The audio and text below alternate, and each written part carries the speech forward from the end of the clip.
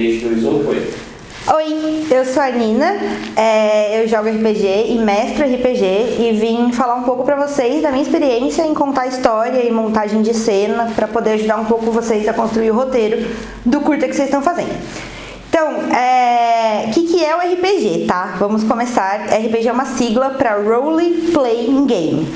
Então, basicamente, a gente designa papéis para jogadores e eles têm um papel super importante em ajudar quem está mestrando, no caso eu, a contar a história que eu quero. Então, eu sempre tenho que ter na cabeça um ponto A e um ponto B onde eu quero chegar. Então, o ponto A é onde começa a nossa história. Eu sei que ela vai começar com 5 personagens principais, provavelmente. Para cada um desses personagens principais, eu tenho uma cena de introdução. Então aqui eu tenho uma, aqui eu tenho 2, aqui eu tenho 3, aqui eu tenho 4 e aqui eu tenho 5.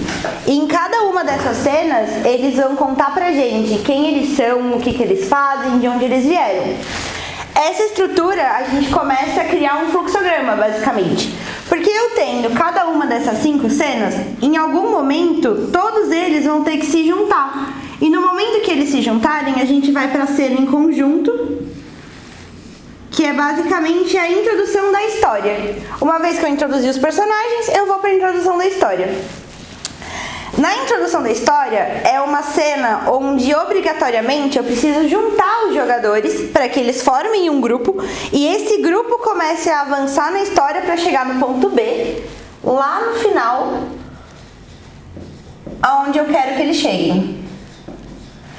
Daqui, dessa cena introdutória, várias coisas podem acontecer, pode ter 1 milhão de cenas, uma caralhada de coisas até chegar aqui. O importante é saber que, para tudo isso aqui acontecer, cenas vão rolar.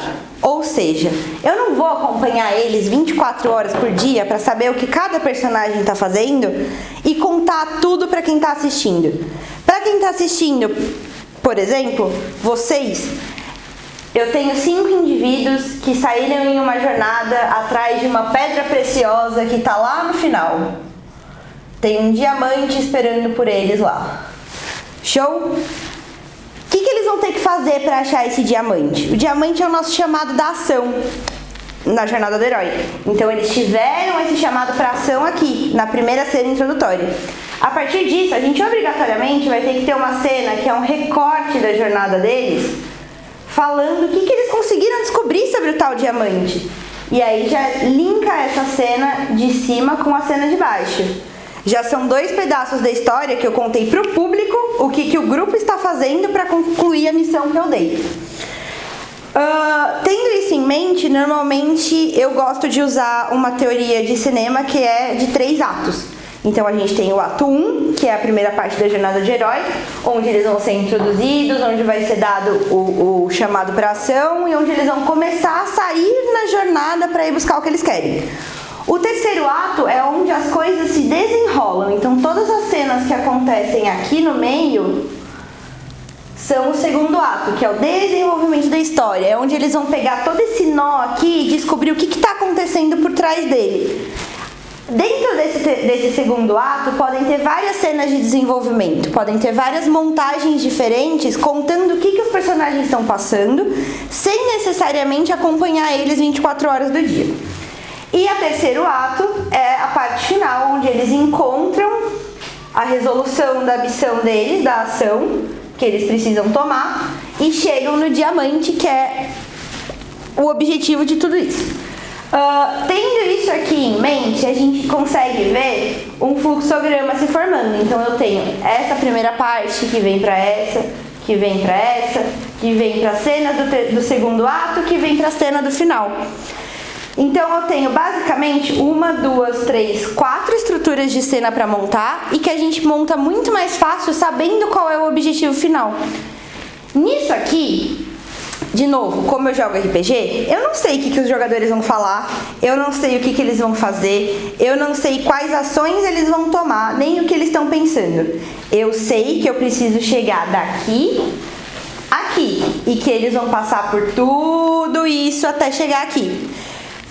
Basicamente, se eu fosse montar um roteiro das mesas, das histórias que eu conto, eu diria que chamei eles pra ação, primeira cena, apresentei eles, primeira cena, chamei eles pra ação, segunda cena. Mostrei o problema, falei, ó, então, seus 5 vagabundos, vocês vão ter que ir atrás de um diamante, porque senão vão quebrar minha quebrada. Chamei eles pra ação. Essa é a segunda cena. A terceira cena vai ser eles se juntando e falando assim: não, beleza, se a gente for atrás do diamante, não vão acabar com a quebrada. E a quebrada é onde a gente mora. Então a gente tem que pensar em algum jeito de ajudar. Nisso que eles estão pensando em algum jeito de ajudar, é quando eles saem da jornada, da primeira parte, do primeiro ato, e vão pra parte de desenvolvimento. Na parte de desenvolvimento, eu que estou contando a história, sei que eles vão ter que ir atrás de uma pessoa que está lá na PQP para descobrir informações, para ir atrás de um mapa, para não sei o que lá, até eles finalmente chegarem no terceiro ato, que é onde eles vão ter todas essas informações recolhidas nas cenas de desenvolvimento, que podem ser flashbacks, podem ser montadas de maneiras diferentes de uma cena comum, até chegar no final, que é onde eles vão ter essas informações na mão e vão poder chegar no vilão que tá com o diamante e falar assim, ó, eu sei disso, eu tenho esse poder e agora acabou pra você, a gente vai ganhar. Pegar o diamante e acabar a história no final feliz. Então, o sistema de fluxograma para você montar o seu esqueleto pode ajudar mais do que você pensar ele de forma linear. Show? Que mais, Ed, que você precisa que eu fale? Tá bom, minha linda. Acho que todo mundo gostou. Isso também é o início dessa coisa de produzir roteiro com vários núcleos, né? Fica mais fácil até.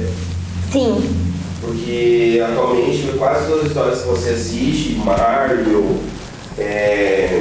os próprios Stranger Things, se você perceber, eles dividem em núcleo a história, né? Sim, porque várias coisas acontecem ao mesmo tempo. Se a gente tem uma história linear, que se a gente só vê o que acontece com um núcleo, ou por exemplo, com uma pessoa, a gente acaba ignorando o que acontece ao redor e passa uma falsa sensação de pertencimento.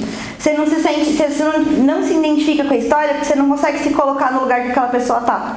Você não consegue se colocar, falar, não, beleza, ela tá vivendo num mundo onde isso tá acontecendo, onde isso tá acontecendo, onde isso tá acontecendo. Quando você explora o que está acontecendo ao redor, com outros núcleos, com outros personagens, com outras cenas, sejam elas de flashback ou apenas encontros casuais que o personagem principal tem na rua, você dá a sensação de que ele vive num mundo real. E aí as pessoas que estão assistindo conseguem simpatizar melhor e se identificar melhor com o que elas estão vendo. E é isso. Beijo pra vocês.